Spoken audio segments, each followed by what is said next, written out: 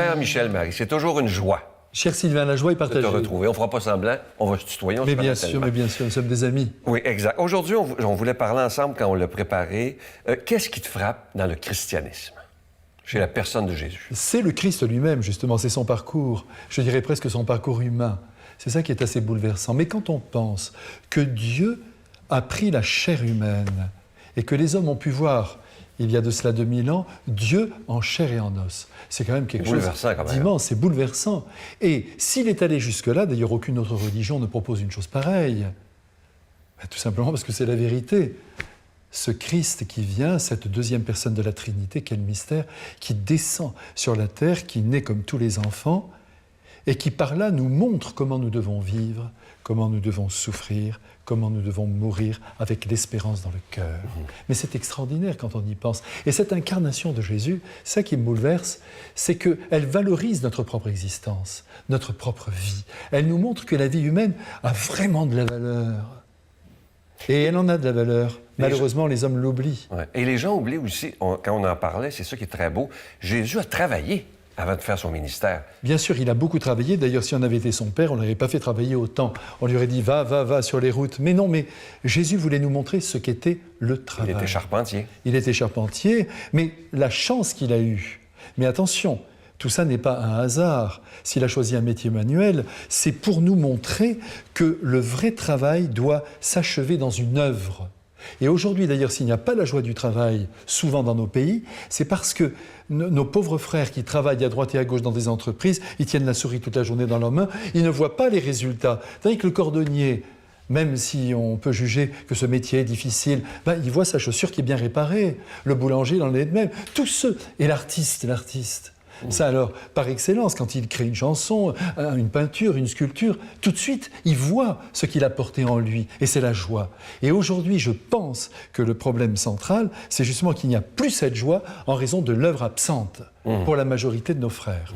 Et donc, Jésus a voulu montrer l'importance du travail manuel qu'il faut sans cesse valoriser. Et il s'est entouré, et ça c'est toujours marquant, quand il a choisi sa gang, ses apôtres. Il n'a pas choisi les plus... Ah non. On ne connaît rien de ce qu'ils ont été sur le plan moral, et tant mieux, parce que la vie privée des personnes ne nous regarde pas. Moi, je le redis encore une fois, sinon, nous l'aurions dans l'Évangile, on ne sait pas ce qu'ils ont fait avant, ce qu'ils ont fait après. Ce que nous savons, c'est qu'ils se sont donnés à fond. Et c'est ça qui compte dans une vie. On doit regarder les êtres à travers ce qu'ils font. Mais ce qu'ils sont en profondeur ne nous regarde pas.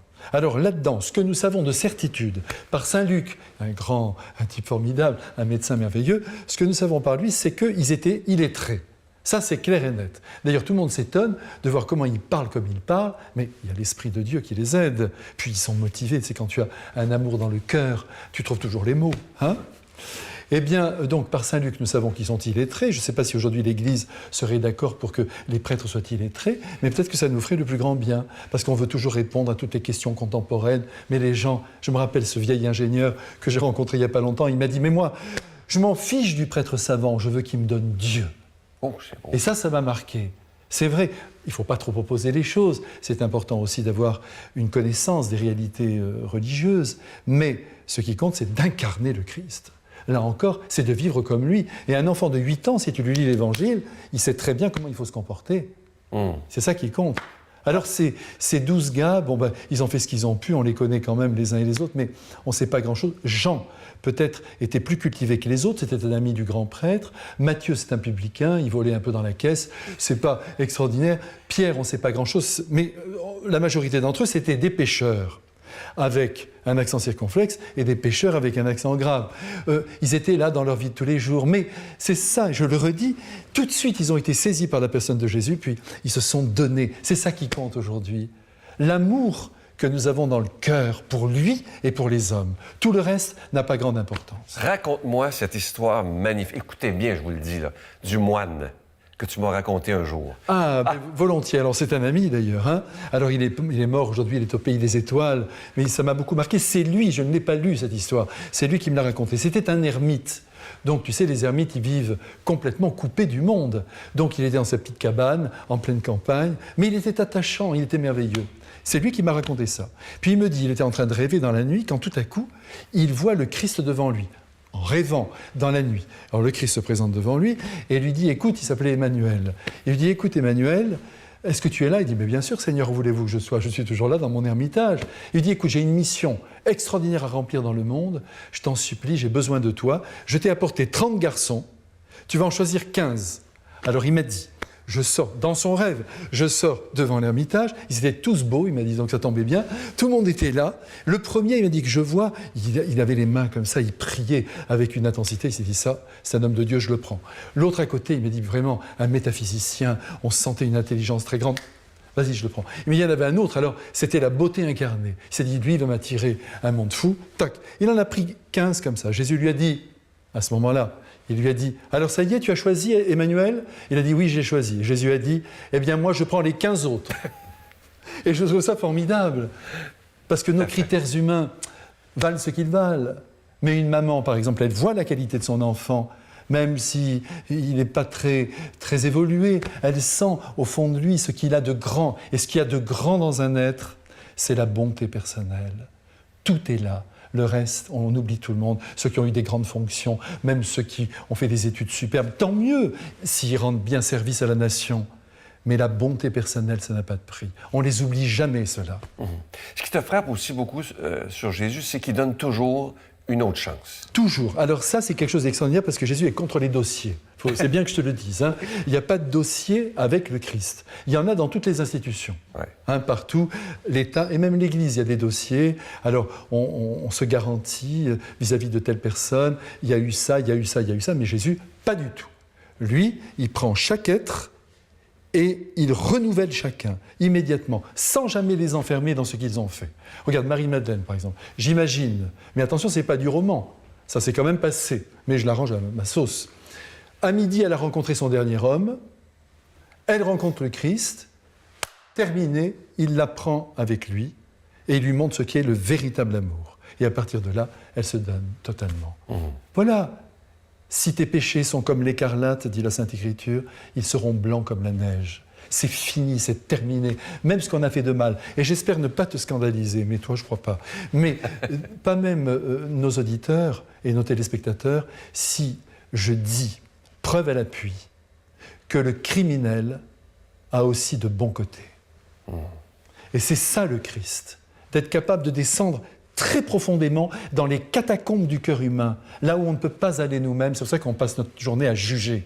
Jésus a dit, ne jugez pas. C'est un commandement du Christ, parce qu'on est incapable de rejoindre l'intention des personnes. On ne peut pas descendre profond. On ne voit pas, on ne voit que l'apparence, selon nos critères, selon nos idées. Parle-moi des fréquentations de Jésus.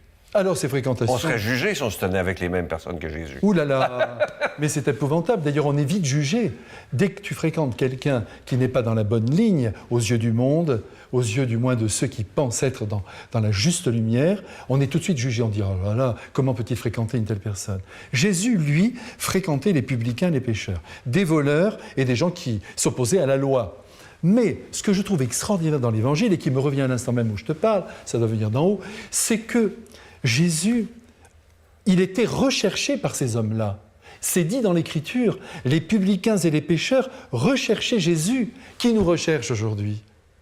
C'est peut-être parce que, en ce qui le concerne, il sentait en lui un accueil total, un non-jugement. Il les prenait comme ils étaient et il changeait leur cœur. Il y a quelque chose, une question qui me taraude, je t'en ai reparlé souvent. On est dans une époque où beaucoup de théologiens, et même de prêtres, pour qui j'ai beaucoup de respect, mais qui remettent tout en question. Et là, je vous donne des exemples que j'ai entendus, que j'ai lus. Jésus n'a jamais marché sur l'eau.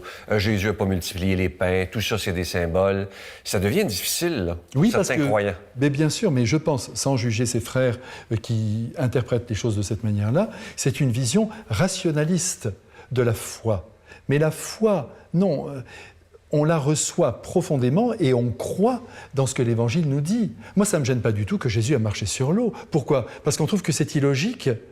Mais quand on pense à Padre Pio, quand on pense à des saints pareils, qui lisaient dans les consciences, des gens qui ont fait des miracles de leur vivant, alors ceux-là, ils ont plus de pouvoir que Jésus. Mais non, Jésus a marché sur l'eau, Jésus a multiplié les pains, mais c'est sûr. Et d'ailleurs, les bons juifs de l'époque, crois-moi, croyaient surtout dans le concret. Ils étaient d'ailleurs éblouis. Parfois, Pierre, il s'est jeté par terre devant le Christ. « Je ne suis pas digne de toi ». Non, au contraire, il faut bien garder l'incarnation. Et est-ce qu'il n'y a pas un danger, à un moment donné, à force de vouloir tout décortiquer, là? Parle-moi de l'histoire du lapin. Ben oui, il ne reste plus rien. Oui, non mais là, c'est une boutade, mais elle est quand même intéressante. C'est qu'un très grand théologien allemand qui avait ce fameux système, donc c'est Jésus de la foi, pas Jésus historique. On enlève la dimension historique. C'est pas grave si le tombeau est vide. C'est pas... Mais oui, c'est grave, parce qu'on croit aussi ce qu'on voit. Et alors, donc, ce théologien, il avait tout cassé, quoi. Il disait, il ne reste rien de tout ça, mais l'essentiel, c'est son message. Tant pis, les miracles, mais non. Bon, alors on a pris sa méthode et on l'a appliquée à une recette de cuisine. Je crois que c'était le lapin chasseur. Hein? Alors donc on est parti avec exactement sa méthode. Alors on a commencé par dire, voilà, donc la moutarde, elle ne fait son apparition que dans tel siècle, on supprime la moutarde.